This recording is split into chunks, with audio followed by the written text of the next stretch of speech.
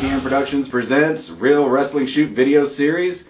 We are very honored today to have with us a 13-year veteran of the Squared Circle. Ladies and gentlemen, Real Wrestling Shoot is proud to present the shoot interview of Nick Bondage. Nick, welcome. Thank you for having me.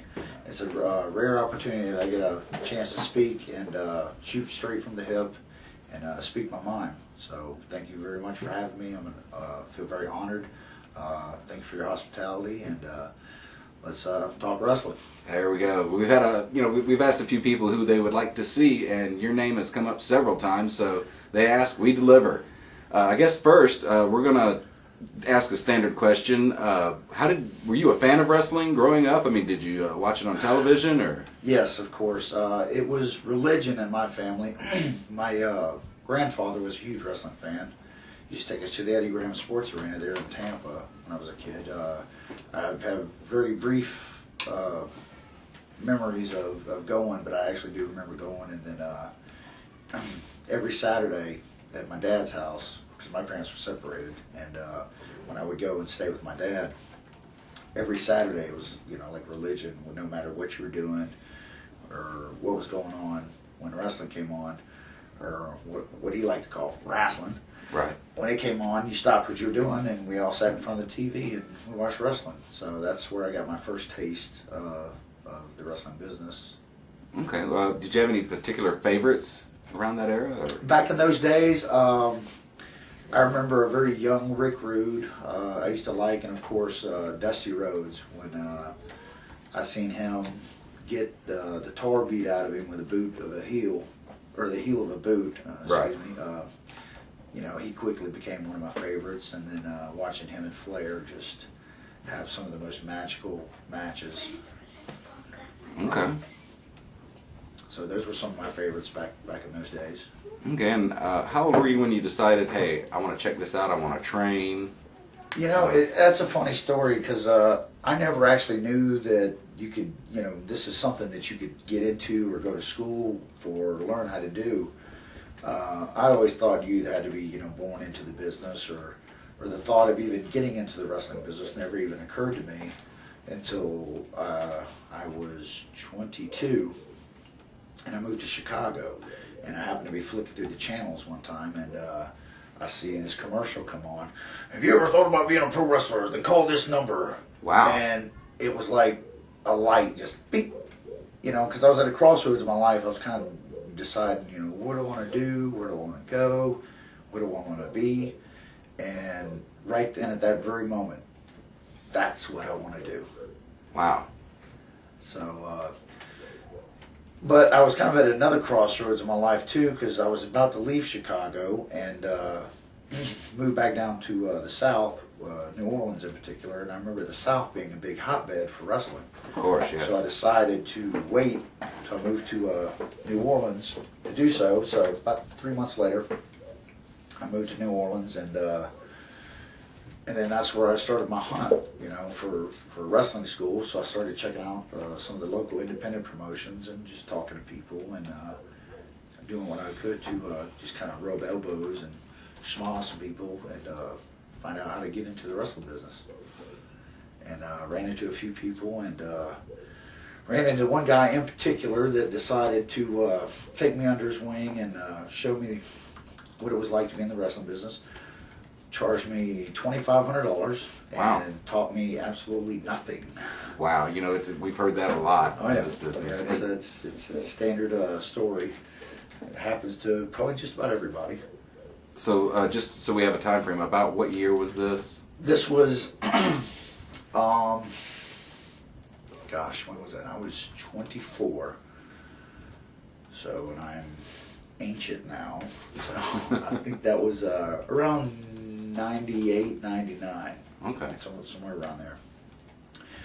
So, I get taught absolutely nothing, and at the end of it, he tells me, "You're a wrestler, kid," and starts getting me booked on shows. And I remember going to my very first show.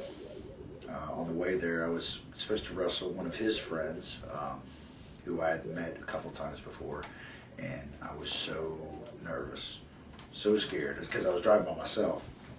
And I remember thinking the whole time, I can't do this, I can't do this. And I must have turned the car around about 4 or 5 times. Wow. And finally mustered up the strength. I said, you know what? It's only going to be for 10 minutes. I can get through it for 10 minutes. And I totally talked myself into chickening out and just not doing it. And just decided to go ahead and turn around and head to the show. And whatever that 10 minutes held for me, I was going to get through it. So I did. And of course, I got my ass handed to me. Right, right. By this gentleman in particular. And I was hooked ever since. Wow. So, I mean, tell us about your first match a little bit. How did, you know, was... Well, I was absolutely nervous, but luckily I knew the guy who I had to wrestle, who went by the name of Gil the Thrill Gracie, who was billed himself as one of the, the Gracies, fighting Gracies, and literally kicked my ass for 10 minutes straight, and told me just to he'll lead, not let me follow, and that's basically what I did. I just did everything that he told me to do. All right. Did it get over with the fans, or? No, not really. But I guess that in my mind and in my heart, I felt that it did. But okay. Of course, going back and watching it, and I actually have the tape. I'm not going to show it to anybody, but right. It was absolutely terrible. It's just terrible. Okay. Well, what happened after that? Did you seek training elsewhere, or? Yeah. Well, it was maybe a couple more matches after that, and. I actually got my neck broke by the guy that supposedly trained me, and I had to take about 2 or 3 months off because of that, and decided that wasn't going to be the end of it. That I was going to continue doing this, and because I had such a passion for it, but it was a really misdirected, passion. Right. So I met up with another gentleman by the name of Justin Stone, who seen what kind of desire and heart and passion that I had for the business, and seen what had happened to me. And he didn't agree with it, so he decided to take me under his wing. And I'm very thankful and fortunate enough to have been blessed with having him teach me. He came over to my house probably 3 or 4 days a week, every week, and in my backyard, in my apartment complex, taught me the fundamentals of wrestling. Actually taught me how to wrestle. Right. Transitions and holds and the old Malenko style of wrestling, which I grew to really love and appreciate that style of wrestling, and I kind of made it my own, Right. And started doing some research on those type of wrestlers, mat wrestlers and technical wrestlers, and just really dug the style, dug the atmosphere and the fight of the technical match. Right. So, it's always been my opinion. There's a little more soul to it. The Yeah. technical match. Absolutely, absolutely. Now, was that something that came natural to you, or is it something you really had to work at? I mean, we always try to ask that question. I wasn't really athletic in school. I was on the wrestling team for a very short period of time, and then I was on the diving team in high school, and couple sports here or there. But I wasn't a real athletic person. But for some reason, when it came to wrestling, I just kind of took to it like a duck to water. Right. It felt natural. Some stuff was a little difficult for me for, me being the size that I am, a shorter guy, and I was maybe 140 pounds back in those days. Right. But I persevered, got through it, and honed the craft. Okay. Well, how long did you train with Justin Stone? I still train with Justin Stone to this day.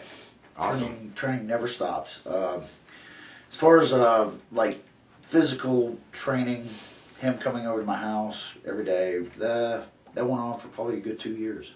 Wow. And then we would show up early to shows, and of course get in the ring and work out everything that we had talked about, the days before, and would run our stuff full speed. Okay. So to take us, what happened after that? Did you start getting bookings, or Yeah.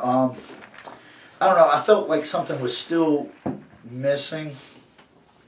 And at that time, that's when I was ready to move from New Orleans and come to Florida, which, you know, I'm a Florida boy. I wanted to come back home. And I come back over to this way, the Pensacola area. I was actually living in Fort Walton, and that's when I got introduced to Bobby Doll, and got booked on one of his shows, and he kind of liked me and said, hey, I want you to stick around. And I'd heard at that show that he actually had a school too, and I offered my services to him to be able to come and just train and be around the wrestling business as much as I could. And me and Bob got real close, and I was driving from Fort Walton Beach over to the school probably 3-4 days a week, you know, as much as I could, and spend as much time around the wrestling business as I could to absorb as much as I could. Right. I mean, I actually slung the ring probably, let's see, 5 to 6 times a week. Wow. Because he rented the ring out on Friday nights and then ran a show on Saturdays, and then the ring would go back to the gym. So you figure tear up and set down for each one of those times. Right, right. You know, and then not only that, I was training, you know, 4 days a week, and then, you know, a full-time job on top of it all. So. Right. Now, were you Nick Bondage at this point, or? Yes, I've actually been Nick Bondage since day one. This was a character that I came up with. My original trainer had wanted to put some kind of a real lame, cheesy character on me, and I said, no, I don't really want to do that. And he said, well, then you got to come up with something.